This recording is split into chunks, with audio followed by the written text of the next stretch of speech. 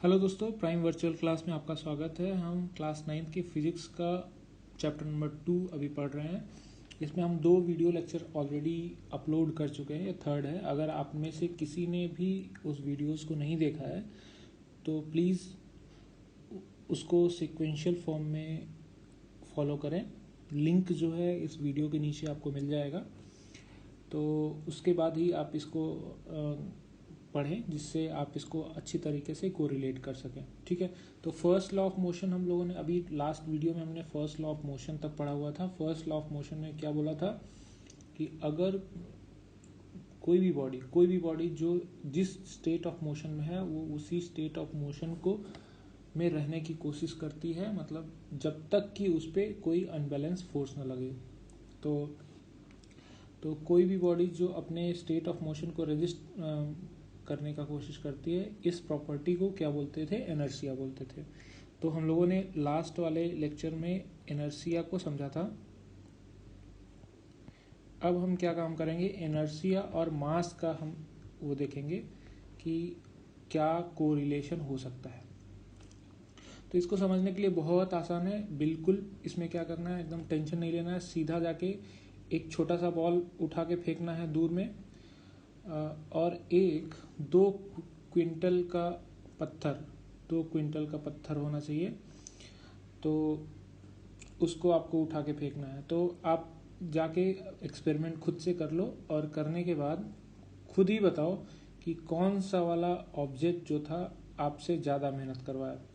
क्या आप 2 क्विंटल वाले ऑब्जेक्ट को उठा के फेंक पाए? तो आपको पता चलेगा नहीं। तो जनरली क्या होता है, जनरली बोल रहा हूँ कि ये होता ही है कि जितना मास वाला ऑब्जेक्ट रहेगा, जितना ज़्यादा मास रहेगा किसी ऑब्जेक्ट का, उतना ही ज़्यादा अपने स्टेट ऑफ मोशन को रजिस्ट करेगा। अब ये तो ये हो गया स्टैटिक वाला। अब हम बोल रहे हैं कि एक डायनेमिक का केस लेते हैं। आपको एक साइकिल को रोकना है जो 10 किलोमीटर पर आवर के स्पीड से चल रही है। तो आप क्या करोगे, उसको रोकना चाहोगे तो रोक भी सकते हो, कोई इशू नहीं है। लेकिन अगर हम इसी जगह में आपको बोलें कि नहीं, आपको एक ट्रक को रोकना है जो कि 10 किलोमीटर पर आवर की स्पीड से चल रहा है, तो आप ऐसी कंडीशन में नहीं रोक सकते हैं, कुछ भी नहीं कर सकते। वो क्या होगा, वो आपको ही हर्ट कर देगा। ठीक है, तो हम देखते हैं कि स्टेट ऑफ मोशन को change in state of motion को रजिस्ट करने की प्रॉपर्टी को इनर्शिया कहते हैं। और ये इनर्शिया जितना ज़्यादा मास होगा उतना ही ज़्यादा इनर्शिया होगा। तो यहाँ पे हम एक क्लियर रिलेशन ले सकते हैं। इनर्शिया जो होगा डायरेक्टली प्रोपोर्शनल टू मास होगा। तो इतना बात हमको सीधा सीधा समझ में आ गया। ठीक है, तो अब ये आप अपने दिमाग में रखिए कि जितना ज़्यादा मास होगा किसी ऑब्जेक्ट का, उतना ज़्यादा इनर्शिया होगा, उतना ज़्यादा वो रेजिस्ट करेगा अपने स्टेट ऑफ मोशन में चेंज में। ठीक है, तो अब हम क्या करें, फर्स्ट लॉ ऑफ मोशन समझ लिए, इनर्शिया और मास में रिलेशन समझ लिए। अब हम क्या काम करते हैं, सेकेंड लॉ ऑफ मोशन पे मूव करते हैं। ठीक है, सेकेंड लॉ ऑफ मोशन जो है वो क्या बताता है कि फोर्स का एक्सेलरेशन पे क्या इफेक्ट होगा, और फोर्स को कैसे मेजर करते हैं। बेसिकली 2 ही चीज़ों का स्टडी जो है ये सेकेंड जो रिलेटेड है, 2 चीज़ों का, मतलब फोर्स का एक्सेलरेशन पे क्या इफेक्ट होगा और फोर्स को मेजर कैसे करते हैं, ये हम सेकेंड लॉ ऑफ मोशन में पढ़ेंगे। तो इसको सेकेंड लॉ ऑफ मोशन समझने से पहले हम क्या काम करते हैं कि कुछ एग्जाम्पल्स समझ लेते हैं। अगर आप, पहला एग्जाम्पल ये है, आप टेनिस खेल रहे हो, टेनिस प्लेयर हो, और टेनिस का बॉल आपको आके लग जा रहा है, बहुत तेज़ी से आके लग गया। तो ऐसी कंडीशन में क्या होगा, आप हर्ट बिल्कुल भी नहीं होंगे, आराम से उठेंगे, फिर से खेलना शुरू कर देंगे। और अगर उसी जगह पे आपको क्या हुआ कि क्रिकेट का बॉल बहुत तेज़ी से आके आपसे टकरा गया, तो ऐसी कंडीशन में क्या होगा कि आप ज़्यादा हर्ट हो जाएंगे। ठीक है, तो ये बात समझ में आती है कि जितना ज़्यादा मास रहेगा, अगर दोनों कंडीशन में क्या था, वेलोसिटी मान लीजिए सेम था, सेम वेलोसिटी से टेनिस बॉल आपसे आगे टकराया था और सेम वेलोसिटी से क्रिकेट का बॉल टकराया था, तो क्रिकेट के बॉल से आप ज़्यादा हर्ट होंगे। ठीक है, तो हमने देखा कि जो फोर्स लगा, फोर्स आपके ऊपर या किसी एक ऑब्जेक्ट के ऊपर ले लीजिए, फोर्स लगा किसी ऑब्जेक्ट के ऊपर, वो किसके प्रोपोर्शनल था? जितना ज़्यादा मास होगा उसके प्रोपोर्शनल था, जितना ज़्यादा मास होगा उसके प्रोपोर्शनल था।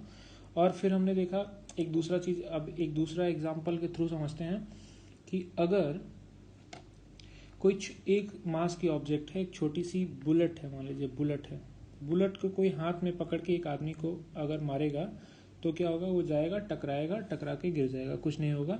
लेकिन अगर इसी की वेलोसिटी बढ़ा दी जाए, अगर ये गन से निकलता है यही बुलेट और जाके किसी आदमी से जाके टकराएगा तो क्या होगा? उस होल करते हुए निकल जाएगा, वो आदमी मर जाएगा। तो आप देखिए कि इसमें क्या हुआ कि वेलोसिटी भी, जितना ज़्यादा वेलोसिटी रहेगी उतना ज़्यादा एफर्ट वो लगाएगा जिस ऑब्जेक्ट से टकराएगा उसको, उसके मतलब उसको, उसके स्टेट ऑफ मोशन को या चेंज करने के लिए या उसको डिस्ट्रॉय करने के लिए, मतलब उस पर एफर्ट लगाएगा। तो फोर्स बोल सकते हो, फोर्स लगाएगा। तो अब ये इन्होंने क्या काम किया कि दोनों को, न्यूटन ने क्या काम किया कि दोनों प्रॉपर्टी को, मास और वेलोसिटी को कंबाइन करके उन्होंने बोला, एक नया प्रॉपर्टी बना दिया। उन्होंने बोला कि वो क्या होगा? मोमेंटम होगा। मोमेंटम को हिंदी में संवेग कहते हैं। तो उन्होंने बोला कि मोमेंटम जो है वो मास इंटू वेलोसिटी हो जाएगा, मास इंटू वेलोसिटी, ये मोमेंटम हो गया। तो मोमेंटम का, चूंकि हम वेलोसिटी हम जानते हैं कि क्या है? वेक्टर क्वांटिटी है, वेक्टर क्वांटिटी है। तो और मास जो है वो स्केलर क्वांटिटी है। तो दोनों का मल्टीप्लिकेशन क्या होगा? वेक्टर क्वांटिटी हो जाएगा। तो मोमेंटम जो होगा वो क्या हो जाएगा? वेक्टर क्वांटिटी हो जाएगा, वेक्टर क्वांटिटी हो जाएगा। एक बात समझ में आ गया। दूसरा चीज, मोमेंटम का जो यूनिट होगा वो क्या होगा? तो मास का यूनिट हमको पता है कि केजी होता है, और वेलोसिटी का यूनिट क्या होता है? मीटर पर सेकेंड होता है। तो मोमेंटम का जो यूनिट हो जाएगा वो क्या हो जाएगा? KG metre, sorry, KG metre per second, KG metre per second हो जाएगा। मोमेंटम का यूनिट क्या हो जाएगा? KG metre per second. और इसका डायरेक्शन क्या होगा? डायरेक्शन जो होगा वेलोसिटी के डायरेक्शन में ही इसका डायरेक्शन हो जाएगा। अब एक और हम एग्जांपल से समझते हैं कि फोर्स कैसे हम मेजर कर सकते हैं। तो अगर आप मान लीजिए कि आपको एक कार है जो स्टैटिक रुका हुआ है, मूव नहीं कर रहा है, इसको क्या काम करना है? इसका बैटरी पूरी तरीके से डेड हो चुका है, इसको हमें धक्का मारना है, धक्का मारना है, और धक्का मार के इसका मोमेंटम चेंज करना है। इसका m kg का इसका मास है, ये u इज इक्वल टू 0 है, इनिशियल वेलोसिटी 0 है। इसको आपको क्या काम करना है? फाइनल वेलोसिटी जो है वो v के बराबर देना है। तो ऐसी कंडीशन में अगर आपको बोला जाए कि आप इस वेलोसिटी में पहुंचा दीजिए, तो आप देखेंगे कि आप फोर्स लगाएंगे, जस्ट फोर्स लगा के अगर छोड़ देंगे तो क्या होगा कि क्या ये इस वेलोसिटी को अचीव कर लेगा? जस्ट फोर्स लगाया, सडन फोर्स लगाया और आपने छोड़ दिया, तो ऐसी कंडीशन में वो उस वेलोसिटी को अचीव नहीं कर पाएगा। हो सकता है कार थोड़ा सा हिलेगा और फिर वहीं पे रुक जाएगा।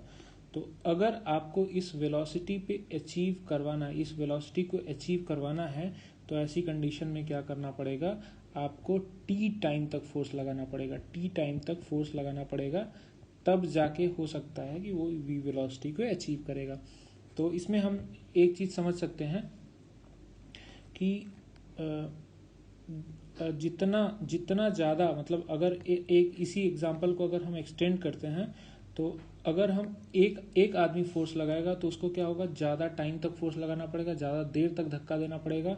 अगर उसी जगह पे क्या है कि कार पे 5 आदमी ने एक साथ में फोर्स लगा दिया, तो उसको क्या होगा? जल्दी से उस वी वेलोसिटी को अचीव कर लेगा, जल्दी से वी वेलोसिटी को अचीव कर लेगा। तो इसमें इससे हम ये समझ सकते हैं कि जो मोमेंटम को चेंज करना था, mv को चेंज करना था कहाँ से? mu से। u का वैल्यू क्या था? u का वैल्यू 0 था हालांकि। तो इसको चेंज करना था, तो जितना ज़्यादा इसको चेंज करने में जितना ज़्यादा फोर्स होगा उतना कम टाइम लगेगा। जितना ज़्यादा फोर्स मतलब जितने ज़्यादा लोग उस पर फोर्स लगा रहे हैं, मतलब जितना ज़्यादा फोर्स लग रहा है उतना ही कम टाइम लगेगा टू अचीव mv मोमेंटम। ये बात समझ में आ गया?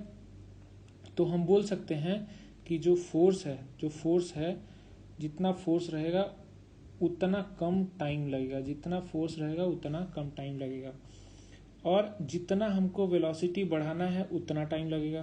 तो हमने बोला कि फोर्स जो होगा वो जितना वेलोसिटी मतलब जितना मोमेंटम उसका चेंज करना है उतना टाइम लगेगा, और जितना फोर्स ज़्यादा हम लगाएंगे उतना कम टाइम लगेगा। तो हम बोल सकते हैं force is inversely proportional to time.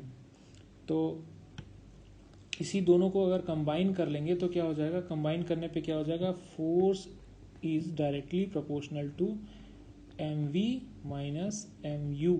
u हमारे केस में 0 था लेकिन किसी केस में कुछ भी हो सकता है, डिवाइड बाई t हो जाएगा। तो यही जो है यही सेकेंड लॉ ऑफ मोशन बोलता है। सेकेंड लॉ ऑफ मोशन, आप ये डेरिवेशन याद रखिए कि कैसे हो रहा है। तो सेकेंड लॉ ऑफ मोशन को आपको समझने में कोई दिक्कत नहीं होगा। तो सेकेंड लॉ ऑफ मोशन क्या कहता है कि ये बोलता है कि rate of change of momentum of an object is directly proportional to force. मतलब किसी ऑब्जेक्ट में rate of change of momentum जो होगा वो डायरेक्टली प्रोपोर्शनल टू फोर्स रहेगा। ये बात समझ में आ गया? यही सेकेंड लॉ ऑफ मोशन बोलता है। ठीक है, अब हम क्या काम करते हैं कि अब इसका मैथमेटिकल फॉर्मुलेशन समझते हैं। Mathematical formulation of second law of motion. इसमें आपको क्या एज्यूम करना है कि एक m वेलोसिटी का मास है, m वेलोसिटी बोल रहा हूँ, m मास का कोई ऑब्जेक्ट है, m मास का कोई ऑब्जेक्ट है, वो इनिशियल वेलोसिटी उसका u है, इनिशियल वेलोसिटी u है, उसको उसकी वेलोसिटी बढ़ा के हमको क्या काम करना है, v करना है। ठीक है, तो ऐसी कंडीशन में आप उसका समझ लीजिए कि उसका जो मोमेंटम है वो p1 है, उसका मोमेंटम चेंज करके p2 कर देना है। ठीक है, इतना समझ में आया? इतना करना है इसमें, ये हमें दिया गया कि इतना करना है। तो ऐसी कंडीशन में क्या होगा, जो चेंज ऑफ मोमेंटम होगा, चेंज ऑफ मोमेंटम क्या हो जाएगा, चेंज ऑफ मोमेंटम मोमेंटम जो होगा वो क्या हो जाएगा, P2 माइनस P1 ऐसा हो जाएगा, P2 माइनस P1 हो जाएगा। तो इसको ये प्रोपोर्शनल का साइन हटा के हम इक्वल साइन लगा सकते हैं, क्योंकि ये तो डेफिनेशन ही है इसका, मतलब ये तो इसको हम ऐसे रख सकते हैं। तो अगर P2 जो है वो बाद में क्या है, मोमेंटम क्या हो जाए, mv वेलोसिटी हो जाए, इसको स्मॉल p से डिनोट करते हैं सबको, मोमेंटम को। तो इसका m मास का था तो v हो जाएगा माइनस mu हो जाएगा। ठीक है, इतना हो जाएगा। तो rate of change of momentum को क्या लिख सकते हैं, rate of change of momentum जो लिख सकते हैं उसको क्या लिख सकते हैं, मोमेंटम को क्या लिख सकते हैं, mv minus mu divide by t। अगर t टाइम लगेगा उसको क्या करने में, v वेलोसिटी अचीव करने में लगेगा। तो रेट ऑफ चेंज ऑफ क्या हो जाएगा, रेट ऑफ चेंज ऑफ जो इक्वल टू हो जाएगा, rate of change of momentum जो हो जाएगा वो क्या हो जाएगा, mv minus u divide by t। तो u से v वेलोसिटी तक पहुंचने के लिए उसको t टाइम अगर लग रहा है तो rate of change of momentum क्या हो जाएगा, mv minus u divide by t। अब सेकेंड लॉ ऑफ थर्मोडायनेमिक्स क्या कहता है, फोर्स जो है वो rate of change of momentum के डायरेक्टली प्रोपोर्शनल है। तो हम इसको लिखते हैं force is directly proportional to mv minus u divide by t। ये हम लिख सकते हैं, इसको हमें लिखने में कोई दिक्कत नहीं है। तो अब प्रोपोर्शनलिटी कांस्टेंट हटाने के लिए हमको क्या होगा, k से मल्टीप्लाई करना पड़ेगा, कोई कांस्टेंट से मल्टीप्लाई करना पड़ेगा, mv minus u divide by t ऐसा हो जाएगा।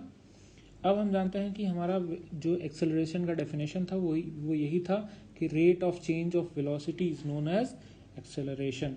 तो हम इसको क्या लिख सकते हैं, F इक्वल टू के mass into acceleration alpha, alpha. ठीक है, इसको थोड़ा क्लियर लिखते हैं, अल्फा। ठीक है, तो अब ये हो गया, तो अब एक्सेलरेशन का हमको पता चल गया। तो अब ऐसी कंडीशन में हम क्या काम कर इसको, ये हमारा हो गया कि ये हमारा फॉर्मूला बन गया फोर्स का। तो अगर हम कोई F को एक ऐसे यूनिट से मेज़र करें, एक ऐसे यूनिट से मेज़र करें कि जो कि 1 के बराबर हो, अगर हम 1 kg मास को 1 मीटर पर सेकेंड स्क्वायर से एक्सेलरेट करें, तो जो फोर्स हो वो एक यूनिट के बराबर हो, तो K का वैल्यू क्या हो जाएगा, K का वैल्यू क्या हो जाएगा, K मल्टीप्लाइड बाई 1 इंटू 1, तो K का वैल्यू क्या हो जाएगा 1। तो ऐसे यूनिट को हमने मेज़र किया, ऐसे यूनिट को हालांकि न्यूटन बोलते हैं, तो न्यूटन ऐसे ही बनाया गया है। तो 1 यूनिट फोर्स जो हो जाएगा, force will be equal to, K का वैल्यू 1 हो गया, तो force is equal to m into acceleration. ठीक है, तो ये हमारा फोर्स का फॉर्मूलेशन आ गया। ठीक है, फोर्स का फॉर्मूलेशन आ गया। अब इसका यूनिट निकालना है, तो हम कैसे निकाल सकते हैं, मास का जो फोर्स क्या होगा, फोर्स एक वेक्टर क्वांटिटी होगा, क्योंकि अल्फा जो कि एक्सेलरेशन है वो वेक्टर क्वांटिटी है, इसलिए फोर्स भी वेक्टर क्वांटिटी होगा, इसमें कोई डाउट नहीं है। अब इसका यूनिट निकाल लेते हैं। जो मास होता है वो केजी में मेजर करते हैं, अल्फा को मीटर पर सेकेंड स्क्वायर में करते हैं, तो फोर्स का जो यूनिट हो जाएगा वो क्या हो जाएगा, KG metre per second square, ये हो जाएगा। इसको हम क्या काम करते हैं, इसको न्यूटन भी बोलते हैं, चूंकि न्यूटन ने इसको बनाया था, तो इसका नाम, इसको न्यूटन भी बोलते हैं। ठीक है, इतना बात समझ में आ गया। अब हम क्या काम करते हैं, कुछ इसके एग्जाम्पल से इसको समझते हैं। एक प्लेयर का एग्जाम्पल से समझते हैं कि जब कोई प्लेयर क्रिकेट खेल रहा होता है, तो उसको बॉल जब कैच करना होता है, तो वो डायरेक्टली क्या काम करता है, डायरेक्टली इसको कैच, एक अगर उसी जगह पे हाथ आगे बढ़ा ले, तो जो नए क्या कहते हैं, नौसिखुआ मतलब नए न्यू लर्नर टाइप के लोग होते हैं, वो क्या काम करते हैं, हाथ आगे बढ़ाते हैं, वहीं पर रोक लेते हैं, तो उनको चोट लग जाता है। लेकिन जो प्रोफेशनल होते हैं वो क्या करते हैं कि बॉल को पकड़ते हैं, बॉल को पकड़ने के बाद धीरे धीरे हाथ अपना पीछे की तरफ ले जाते हैं। तो ऐसा पीछे की तरफ ले जाने में वो क्या करते हैं, वो जस्ट हमको समझ लेना है। तो हमने देखा कि force will be equal to m into a. तो a क्या है, rate of change of velocity, तो m into v minus u divide by t. अगर हम इसको टाइम दें, मतलब u से v पहुंचने में, मतलब u कुछ इनिशियल वेलोसिटी है जब हाथ में पहुंची है, और v जो है फाइनल वेलोसिटी है, वो 0 है। तो अगर हम u से v पहुंचने में 0 टाइम देंगे, जो कि पहला वाला आदमी कर रहा है, हाथ वहां पे लगा के बैठा हुआ है, तो अगर 0 देंगे तो ऐसी कंडीशन में क्या होगा, 0 डिनोमिनेटर में आ गया तो फोर्स बहुत ज़्यादा हो जाएगा, तो ऐसी कंडीशन में क्या होगा, उसको बहुत चोट लग जाएगी। लेकिन अगर दूसरा वाला कंडीशन देखें, तो उसमें हम क्या काम करते हैं, उसको सफिशिएंट टाइम दे रहे हैं u से 0 होने के लिए। तो चूंकि t का वैल्यू जितना ज़्यादा बढ़ेगा, f का वैल्यू उतना ही कम हो जाएगा। तो ऐसी कंडीशन में क्या है कि उस पर फोर्स जो है, मतलब जो भी उसका इम्पैक्ट है, जो उसकी वजह से उसको चोट लगने वाला है, वो बिल्कुल भी नहीं लगेगा। ये समझ में आए। तो इस एग्जांपल से आप इसको समझ सकते हैं कि क्यों क्रिकेट के प्लेयर कैच लेने के टाइम पे हाथ को ऐसे नीचे की तरफ ले आते हैं। तो इतना आप लोगों ने समझ लिया है। तो आज हमने क्या समझा है कि इनर्शिया और मास में क्या रिलेशन है, कैसे वो एक दूसरे से रिलेटेड हैं। और उसके बाद हम लोगों ने पढ़ा second law of motion. Second law of motion का जो रियल लाइफ में उसका एप्लीकेशन है, उसको भी हमने समझा। तो इसके बाद हम क्या काम करेंगे कि अब हम नेक्स्ट वीडियो में कुछ इससे रिलेटेड क्वेश्चंस लगाएंगे जो कि बहुत ही मज़ेदार होने वाला है, तो आप उसको ज़रूर देखिए। तो एक बार अगर आपको क्वेश्चन वगैरह, एक क्वेश्चन आंसर का सेशन आप उसको अटेंड करेंगे तो गलती होने का चांसेस जो है बिल्कुल ही कम हो जाएगा। तो आप उसको ज़रूर अटेंड करिए। Thank you so much.